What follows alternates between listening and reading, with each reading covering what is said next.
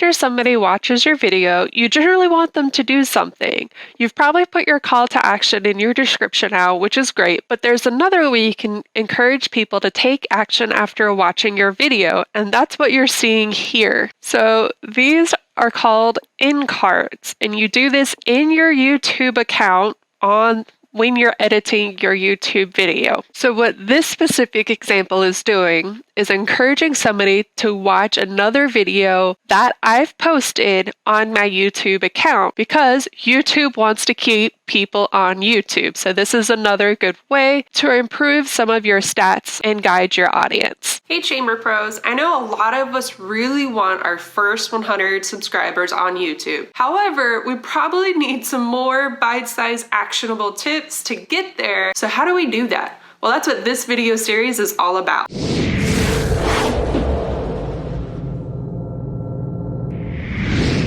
So to add your end cards, you're going to log into YouTube, you're going to choose a video and click the edit button. So this is one that's already either been scheduled or posted. Therefore, adding an end card is generally part of my process or my workflow when I'm adding a video to YouTube, but you can still go back to like your more popular videos and go ahead and add end cards to those as well. So I'm editing the video and I'm just going to click on end screen, and it's actually showing me a few templates basically. So the ones that are rectangles are videos, and the ones that are circles is getting people to subscribe to your channel. You can choose whatever you think is best for your video. For this one, I'm going to choose 2 videos.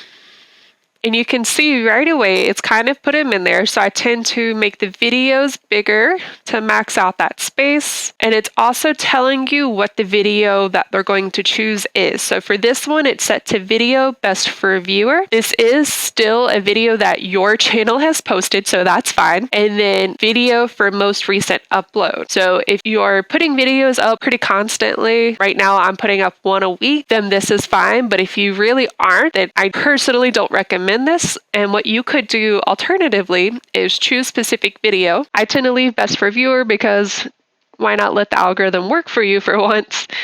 And I'm going to change most recent upload to choose specific videos. And you can actually promote a video from somebody else's YouTube. I'll pretty much leave that up to you. Generally, there would be a specific reason you would do that. So this is actually showing all the videos I have both posted and scheduled. So some of these actually aren't available on my YouTube channel yet. I just thought that was interesting. And then I know this specific video is about Facebook, so I'm probably going to use a video that I think would be similar or relevant. So I'm going to choose another video that's about Facebook. And I've chosen a video that is scheduled, and so it's not yet public. And it's actually telling me right away that this video is private and it will be replaced by another video until it's public. So actually, I thought that was really cool. Alternatively, we can actually change the video to a playlist as well. So I have this video selected, which is why it's blue. And if I hit the delete button on my keyboard, I now have room for adding another element. So I'm actually just going to hit the plus element, and it shows you we actually have a few options. So we can again encourage people to subscribe, or we can also actually promote another channel. And then we've looked at video already. So next I thought I'd show you playlist. So you can see here, I've already organized my videos on my Chambers YouTube channel into different playlists that I hope people will be interested in and click on. Again, this video is about Facebook, so I'm actually going to choose quick and easy social media tips, and it's actually just going to include that whole playlist in another rectangle. And then I would just hit save.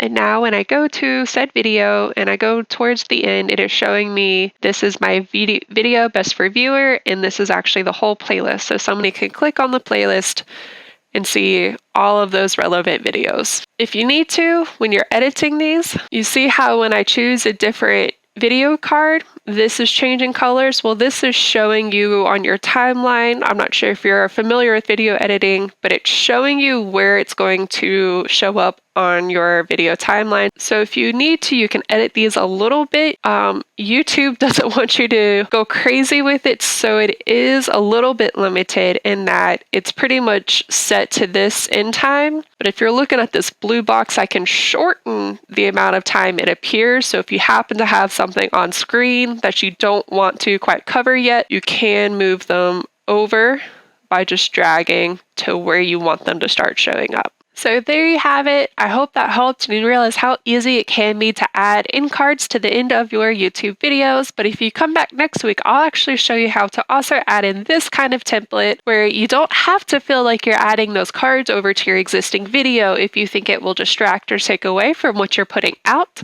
If that's the case, we're going to create this little template in Canva to give you that designated background to put your stuff over. So if that was useful for you, do me a favor and hit that like button so I know. Or if it wasn't, leave a comment, let me know why, or let me know what you still have questions about. I really want to put out stuff that helps you specifically.